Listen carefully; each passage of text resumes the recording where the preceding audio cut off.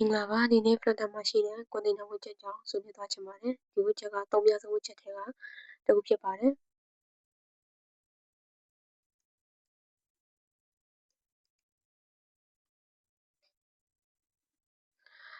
container ထဲမှာရှိတဲ့ name parameter တွေနဲ့ဘာတွေလုပ်လို့ရလဲဆိုရင်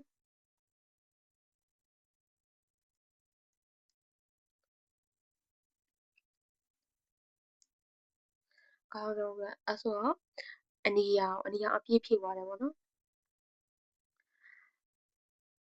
သူ့ကို margin ပေးကြည့်မယ် margin A set all နဲ့အားလုံးကို8ပေးကြည့်မယ်ပေါ့နော်အဲ့ဆိုတော့သူက4ဘက်4တန်းဘေးကိုကန်သွားတယ်ပေါ့နော်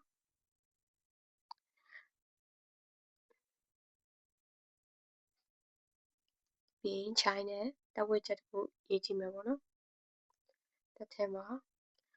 oing orange ဆိုပြီးတော့ဆိုရင်သူကတက်ရှိတဲ့လောက်ပဲနေရာယူသွားတယ်ပေါ့နော်အဲ့ဒါကိုမှwidth height တစ်ချက်ပြန်ပေးကြည့်မယ်ပေါ့နော် width ကို200 height ကို200width 200 height 200ဖြုတ်သွားတယ်ပေါ့နော်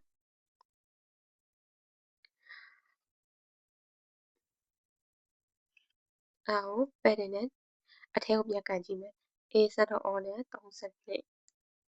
အဲ့ဆိုရင်အထဲကိုကန်သွားတယ်ပေါ့နော်အဲ့ orange ဆိုတဲ့စာသားလေးကိုလုံးဝအလယ်မှာပဲဖြစ်စေချင် alignment ထပ်ပေးကြည့်မယ်ပေါ့နော်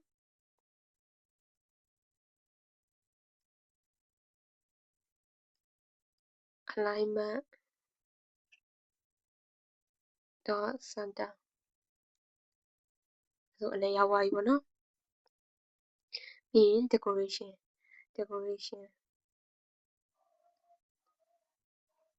decoration box decoration shape box shape တော့ circle အခုနေဒီတိုင်း run လိုက်ရင်အဲ့ဒါတက်သွားလိမ့်မယ်ပေါ့နော်ဘာလို့အဲ့ဒါတက်ရလဲဆိုရင် cannot provide လက်မထောက်ပံ့ပါဘူးလက်ဘို့ရဲ့ color and decoration လက် color ရော decoration ရောသူ provide ပေါ်နှစ်ခုစလုံးထောက်ပံ့ဖို့ဆိုရင် decoration box decoration ထဲက color ကိုသုံးရမယ်ဘာလို့လဲဆိုတော့ container ထဲမှာလည်း color ရှိတယ် box decoration ထဲမှာလည်း color ရှိတယ်အဲ့ဆိုတော့ box decoration ထဲက color ကိုသုံးမယ်ဆိုရင်အဆင်ပြေသွားမယ်ပေါ့နော်အဲ့ဆိုတော့အပြင်က color ကိုဖြတ်ပြီးတော့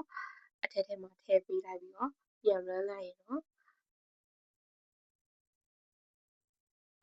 ဒီလို shape ကလည်း circle ပုံပေါ်သွားတယ်အရောင်ကလည်းအနီရောင်ရတယ်ပေါ့နော်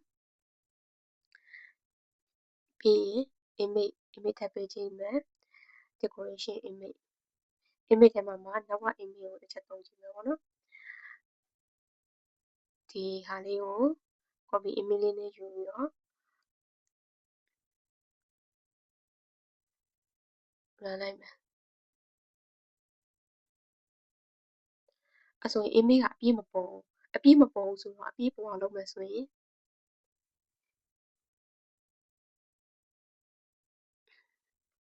fit box fit တော့ cover